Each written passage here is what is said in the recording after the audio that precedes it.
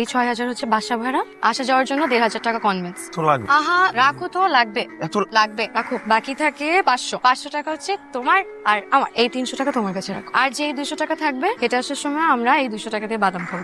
ভালো লাগে না। তুমি কেন এত কষ্ট করবা? তুমি কেন আমার জন্য এত স্যাক্রিফাইস করবে? আবার ওই একই কথা, শুধু সুখ ভাগাভাগির মধ্যে কি ভালোবাসা হয়? সুখ দুঃখ ভাগাভাগির নামই হচ্ছে ভালোবাসা। জুয়ের একটা বিয়ে আইছে, ঘটক অনেকদিন ধরে ঘুরতেছিল। পাত্রের বয়স একটু বেশি, একটা বাচ্চাও আছে। পাত্রটা খুব ভালো। আম্মা আমি ওই বুড়া পেটাটি বিয়ে করবো না। তো তোমার লেগে রাজপুত্র বই রয়েছে বিয়া করণের লেগে? হ্যাঁ, পাও তো একটা লুলা, যেটা আইছে হেডাই বিয়া করো।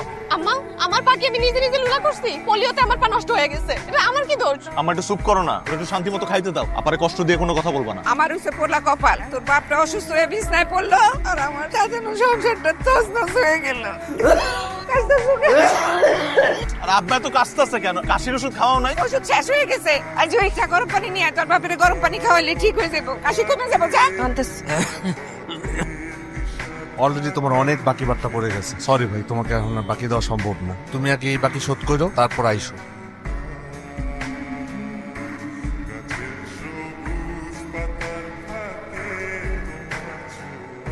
হ্যালো। হ্যালো, তুমি কি করো? কিছু না, একটু বাইরে আসছি আব্বার ওষুধ কেনার জন্য। আমি বাসায় গিয়ে তোমার ফোন দিই। আচ্ছা। আমাকে তুমি মাফ করে দাও রাহা, কত মিথ্যা বলি তোমাকে।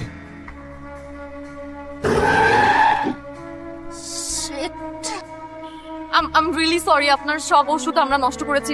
আপনি কোনো টেনশন করবেন না, আমি আপনাকে সব ওষুধ কিনে দিব। এখানে আশেপাশে তো কোথাও ফার্মেসিও নেই।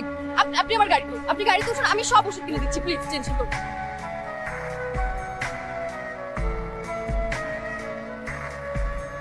হ্যালো। হ্যালো, জি ফোনটা আমার। জি, আমি না আমি জানি না, আমি হারাই ফেলছি ফোনটা। এখন কই আছে ফোনটা? ও আমি আমি আপনাকে ওষুধ কিনে দিলাম। ও আপনি?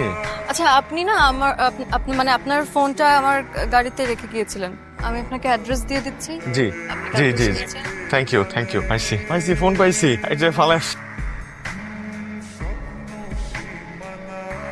হ্যালো, আপনার ফোনটা। Thank you. বসুন না। কি করেন আপনি? আমি প্লিজ বসুন।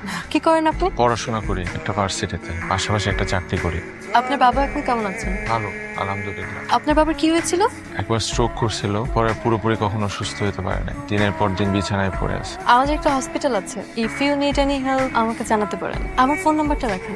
যাক, ভালো হয়েছে যে তুমি ফোনটা পাইছো। আমি যে কি ভয় পাইছিলাম। এই, তোমার আব্বু কেমন আছে এখন? আব্বা আলহামদুলিল্লাহ ভালো আছে। তোমাকে একটা কথা বলি, তুমি পড়াশোনাটা আবার শুরু করো না প্লিজ। কেমনে? টাকা কই? আমি পড়াশোনা করলে আমার ফ্যামিলি রেখে দেখবে, আর আমার তো চাকরিটা করতে হবে, বুঝছো না? আগে শোনো না, তুমি আগে ভর্তি তো হও। তোমার ভর্তির টাকা যেভাবে হোক আমি ম্যানেজ করে দেবো, কিন্তু তুমি প্লিজ পড়াশোনাটা আবার শুরু করো প্লিজ। দেখি শোনো, আমি তোমার পরে ফোন দিচ্ছি। রাফির আন্টি, আপনি একদমই চিন্তা করবেন না।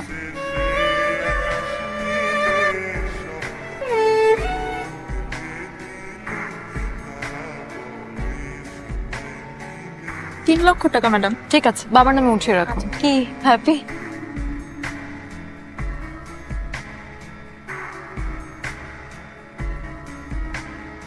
রেন, হ্যালো বাবা। হ্যালো মা, এত রাত হলো কেন? রিশানের বার্থডে পার্টি ছিল। Birthday party? দেখো, তোমার সাথে আমার একটু কথা আছে এখনই? এখনই।